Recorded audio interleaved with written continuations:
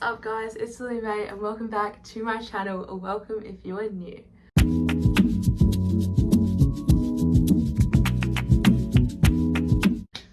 So, I feel like I start every video like this, but it's fine.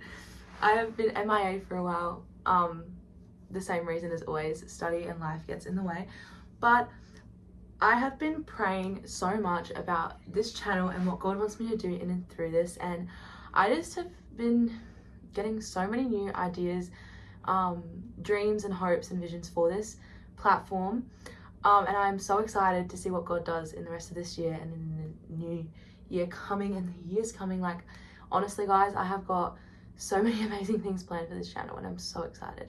So yeah, I've just been praying, journaling, literally putting everything down that God wants me to talk about and God wants me to bring to you guys. And yeah, because truly this platform is for him, and yeah, I'm so excited about it. So with all that being said, I'm back and I am bringing something big today. I have done probably, I don't know how many videos I've filmed now, but in all of them I've said that this is coming and I haven't done it yet. I'd be lying if I said it wasn't because I was like kind of scared about it. Not scared, but just, you know, when you put something personal out there, you don't know how people are going to react to it, or like, because it's your personal story and it's your personal life. But I just decided and prayed and felt God say, you need to do this.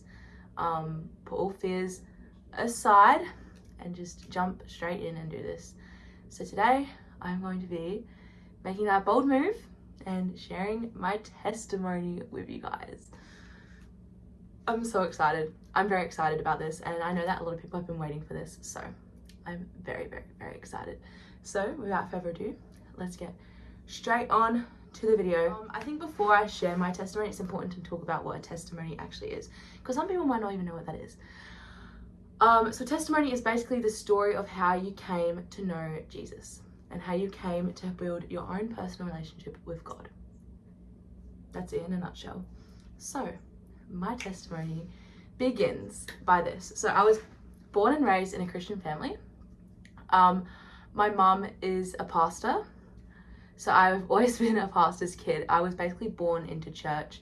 So my mum, my dad, my older sister, me, and then my two younger brothers. So I'm the middle child of the family as well. And so I've always been born into a Christian. I've always been a Christian, basically. But when I was little, unlike everyone else who's born, well, not everyone else, but most people that are born in Christian families, their faith is their parents. My faith has always been my own. I feel like I can say that. From a very young age, I would sit with my mum and write sermons with her and pretend that I was a pastor. My games, instead of playing teachers, I would play church, and I would literally sit in front of all my toys and my stuffed animals and literally preach to them. So like, my faith has very much been my own, and I've always been so obsessed and madly in love with Jesus. Always. And I want you guys to know that that has never changed throughout my whole entire testimony. How much I love Jesus has never ever changed through my whole testimony, even though my testimony can get a little the amount of, like, the love I have for Jesus, sorry, you can hear my dog barking, I'm sorry. The love that I've had for Jesus has never ever changed. So yeah, basically I loved the Lord through my whole, so from when I was like 2 onwards, I guess. And then I started school, and I soon realized, well, I thought everyone else at this time loved God as well. I was like, oh, we all love Jesus, like, ooh, cupcakes and rainbows. Because obviously born into church, I wasn't really doing much else with my time because I was little, so I was just with my family. My dog is going cray cray. I'm sorry. Anyways, and so basically I was like, okay, I started school. I went to a Christian school. So my primary years, from reception to like year 3, I'd say, were pretty good, pretty solid. But then when I got to year 4, I soon realized that everyone loving Jesus is not the case, believe it or not. So I had the massive shock horror of not everyone being Christian in year 4 and feeling extremely judged, and just scared of what people's opinions would be of me. So I kind of started to realize, like, oh, this is like harder than I thought. When I was in year 4, I'd have like people just like comments like, oh, because she's Christian, she won't do this, or oh, because she's Christian, like this, or because she's Christian, that, and like kind of would make it like a insult almost. Like if I didn't know something in, say, the Christian studies lesson, they'd be like, oh, that's the pastor's kid, doesn't know much. Like things like that. And so it kind of made me wanted to like hide away, I guess. And I didn't really like to tell everyone that I was a Christian. So then I decided in year 5, I would try this thing of living a double life. Note to self and note to my younger self, do not do that. Note to anyone else out here watching this, do not do that. Do not do it. And so I decided that in my schooling, I would live a double life almost, so to speak. Like I still loved Jesus, and that never ever changed, obviously. I still prayed all the time, still read my Bible all the time. Like I loved Jesus, and I still love Jesus, obviously. But at school, if you saw me from year 5, unless you knew my family and what family I came from, you probably would not have thought I was a Christian. I was following along with everyone else in my friend group. I was doing what everyone else was doing. I was following the crowd. I definitely wasn't speaking the right way. Things like that, to be completely honest and completely real and vulnerable, I just didn't live the way Jesus wanted me to live at school. And that lasted, I think, from year 5 to like year 7 almost. And in those years, they were the hardest years of my schooling life. There was so many friendship issues, so much drama, so much like just negative and toxic energy everywhere. And so in these years of my life at home, where I was loving the Lord and worshiping God, I still was getting so much anxiety. And at home, like even though I was like living, so I now realize it's because I was living a double life. That clearly doesn't work. But in these times, like at home, life was great, but like for me personally, I was still struggling, and I thought in my head like, oh, it's better if I just do it this way and like be Christian at home and then not at school. In my head, that somehow made sense. I don't know why. And so when I was at home, I'd be fine, obviously, like during the day and stuff, but then it would come to nighttime, and the enemy really took a toll on my night times, my evenings. He took a toll on my sleep. He really grabbed everything to do with night and caused so much anxiety. And I'm gonna try to make this make sense the best way possible, but it's like as if I was fine throughout the day. As soon as it hit nighttime, my like world changed. Like my whole mindset and my whole mental health just changed. It sounds like really like weird now that I say it, but like it's so true. Like he literally just grabbed whatever he could that would make me feel like messed up, I guess. And so basically I had really, really bad insomnia from year like 5 to year 7 probably. Like my night times, like I would not sleep. I would just be screaming in so much fear. I'd be like so upset. And then I'd like just, it was like awful. Like I feel so bad for my parents and what they had to deal with me when I was in that year. And then that also caused so much anxiety for me, to the point where like I would have so much fear around going to bed. Like I would refuse to go to bed for ages. And before I go to bed, I'd have, when I was younger, like in the younger years, I'd have my dad or my mum sit with me until I fell asleep in my bedroom because I was that scared of going to sleep. I would go around and check the doors before I went to bed, and I don't just mean once to make sure that they were locked. Like I would go around and I would check them at least like 10 times in a row. Like I would go and make sure. It was like that was almost like an OCD trait. But it was because I was so gripped with fear and anxiety. And then I just would not sleep. It was just impossible for me to sleep. And then I'd eventually fall asleep, and then I'd wake up, go to school, live my life that way, come home, be amazing, then it'd be hit nighttime, and then it'd all cycle again. And it was just this massive old cycle. And obviously when you're going through things like that and living a double life, like I didn't realize this now, but at the time, but now I realize it and I look back on it, and it's like, it's because like I wasn't chasing God in all aspects of my life. And like, it's impossible. It's actually so impossible to live 2 lives. You cannot do it. And so that unfortunately caused a lot of fraction in my relationships. So friendships were falling apart because of this, the root cause of the fact that I was living, like I wasn't living for God at school, but I was living for God at home, and also everything going on with my sleep. So, and my like anxiety and stuff. So like friendships became very, very, very difficult for me. I was around some of the wrong people, and then I would lose some of the good, like it was just a mess. And then unfortunately, I did have a lot of disrespect and attitude towards like my family. And that is something obviously they've forgiven me for. And they were my biggest supporters through this whole journey of my life. They never ever left my side. So I'm fine with them. But that was something I recognized. I was like, I put my family through so much because of this. And so just the way that I would speak to them was just horrible when I was going through this. And so I am very, very thankful for the family that I have, that they are so forgiving and so supportive of me no matter what. And they never stopped praying for me during this time, like never ever would stop praying for me. Like there'd be times where I'd like hear, like now, mum was telling me that like her and dad would go around, and they still do, like pray by our doors before we go to sleep and stuff like that.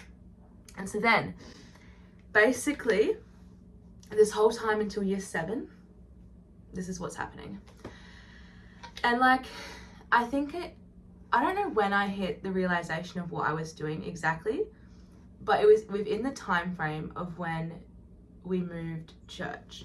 So again, change is something that triggers my anxiety. So I'm not gonna lie, I did not want to move.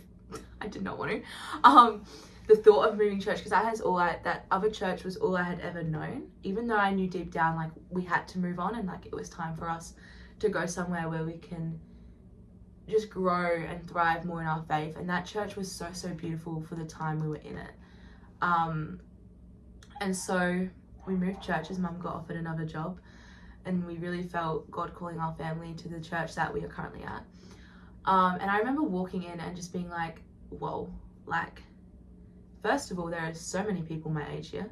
Second of all, there are so many like families and like just community. Like there was such a beautiful community, and I was like, whoa. And so anyway, and then I remember just being in worship and then listening to our pastor talk, and I was just like, instantly in my like stomach, I was like, this is home. Like this is gonna be our home. And so then I remember just one night on my bedroom floor and just absolutely sobbing and crying out to the Lord, like, why do I feel like this? Why am I gripped with so much fear? Why is this, like, just asking him so many whys. And then I just felt him say like, who are you at school and who are you at home? Like, is it the same person? And I'm like, well, no. So then ever since then, I made it my goal at school to go to school and literally just proclaim that I'm Christian. And so I didn't like stand up and be like, I'm a Christian. Like, that's not how I did it. I just slowly started recognizing how I had been acting, and then slowly started changing it. And actually people in my life started noticing, like, you're like acting different. And then they'd be like, oh, what's like on for the weekend? What are you doing your Friday? And I'd be like, I'm going to youth group. What's youth group? Conversations would naturally spark. And then like I kind of just, in like the Christian studies lessons, in my school lessons, I just really started like integrating God into more of it. And then I really just decided that I wanted to be the influence that I wanted to be the influencer in my classes, that I wasn't like in the way that I wasn't getting influenced, if that makes sense. So instead of being influenced, I wanted to be the influencer. So I decided, like, whatever, like, I'm gonna live for Jesus. And so I changed the way I was talking, I changed the actions. I actually stood up for people. If we were in friend groups and there was gossip, I was like, no guys, let's not do this. Or like if someone was making a bad choice, I'd be like, let's think this through again, guys. Like, what? And I'd literally bring up like, what would Jesus do? Like, I would literally just say like, oh, I was reading in my Bible and I really feel this, or I was praying for you last night and this. I would ask God every single night, who is someone in my class and who is someone in my school community that you would like me to pray for? And my world started to shift, and I formed this beautiful friend group that are now my like best friends to this day. And I just felt God being like, invite them on your journey with you. And so I did that, and so like things were just starting to shift. And so I then decided that it was time I got baptized. And so within literally, I think, it wouldn't have been long, like 4 months, 4 months maybe of us being at the church, like at our church, I was like, Mum, I'm getting baptized. And so I got baptized, and ever since like then, like I've just been so on fire for Jesus, and just so like, I don't know, like I'm so strong and so passionate about who Jesus wants you to be everywhere you are, and how can you shine Jesus everywhere you are. And so like in my whole high school journey, it was not easy, but I had a beautiful friend group around me supporting me. But it was not easy. Like I'd be in lessons and I'd sometimes be the only one being like, come on guys, like this is how Jesus wants us to live. Like, yeah. And sometimes I'd be like, feel like an outsider, because that's what's going to happen when you're a Christian, but you just got to keep pushing through. And I soon realized like, this is like, my insomnia started to go, like things like that. And I soon realized like, this is why. And so I still had so much anxiety and fear. So I'd actually like fear around going to bed still. Like I'd still check all the doors and stuff. Like the insomnia started to go, I noticed. But I was like, I'm so like gripped with fear still and anxiety. And I was like praying about it. I'm like, Lord, like I don't know what to do anymore. And and so like he was just like, you know, I just felt like he was silent. God's never silent. You just have to listen. But I felt like he was just very silent, and he was not, because that night that week I went to youth on the Friday night, and we had a guest speaker, and he was like, okay, he was preaching, and I could not tell you what he was preaching about to this day. I still don't remember. I think it was about like fear. But I don't remember what his like message was, but what I remember is feeling like the whole entire time, like I just wanted to cry. And I was like, why am I feeling like this? Is an interesting reaction to his sermon. And then he actually said, like, I just sense that there's people in this room that have so much fear and anxiety around sleep. Like he specifically said like sleep and fear and anxiety. And so I was like, looked up. And so he was like, and if that's you, like come down the front for prayer. And so I went down the front for prayer. And I remember he just looked at me and he literally just said to me, he was like, why are you worried? Why are you anxious? And I was just like, started to sob. And he was like, you know, you don't need to be afraid, right?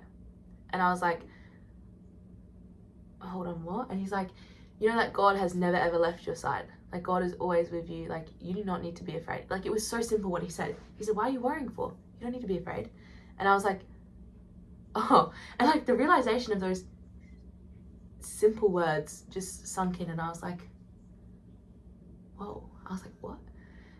And then he looked at me and he was like, smile. I smiled, and it just, my world changed. And so he prayed for me, and I just felt I felt like drenched in peace. Like I literally have never felt more peaceful than in that moment. And then I came home that night, and that was the first night in probably like 3 or 4 years, like from year 5, that I didn't have to check the door anymore. And I don't check the door to this day. And so like that for me was a massive shift and turning point in my testimony. And then that's when I realized like God's here and he is with me, and I can do anything with him. And that is where my faith went full boom, shot up, and I just was on fire for Jesus, and I have been ever since. I get to help lead people who are going through the same thing that I went through. I get to help be that influence that you know, I have always wanted to be over people, and I don't want people to have to go through what I went through, or have to walk through that feeling alone and feeling like they have to live a double life because they feel judged and criticized. And so I'm able to now help my beautiful youth that I help lead and serve in that. And it has not been easy still for me. Like to this day, I'm 19 years old and I still struggle with the fact that even though all my friends are Christian, but just the fact that like sometimes I just chase such a big desire to fit in. But fitting in, like why fit in when we know where we're going? Like why do whatever we can to fit in when we know where we're gonna end up? Like that's what I'm just so, like I've soak on that so often, and I think about that so often, is when I'm chasing the desire to fit in. Why try to fit in when I know where I'm gonna end up, and I know I'm gonna be with Jesus, and I know I'm not alone because I have Jesus. There's no point trying to fit in because you're not gonna. Everyone's different. No one's gonna fit in like, we're born to stand out as Christians. Like, we're set apart, we're different. Yeah, now that's like my story. That's how I'm here. Now I'm filming content for people who, this has always been a dream of mine as well from when I was very little. And like I said in my very, very first video, I felt God say, pick up the dreams that you've had when you were little, but do them to glorify me. And so now this is where I'm at in my testimony. So yeah, I haven't really shared that publicly with many people. So I hope that you guys enjoyed that and that it touched your guys' lives and that it really spoke to you. Please also know that I'm always here. Shoot prayer requests through if you ever need them, or let me know if there's anything I can help you with. Shoot me some video ideas as well if you want me to like film something that you're struggling with, and I'll try my best to help bring out content that'll help with that. But yeah, I hope you guys enjoyed listening to my testimony and getting a little bit deeper with me and who I am. But yeah, I love you guys so much. Jesus loves you so much, and remember, you are loved and cherished. Bye.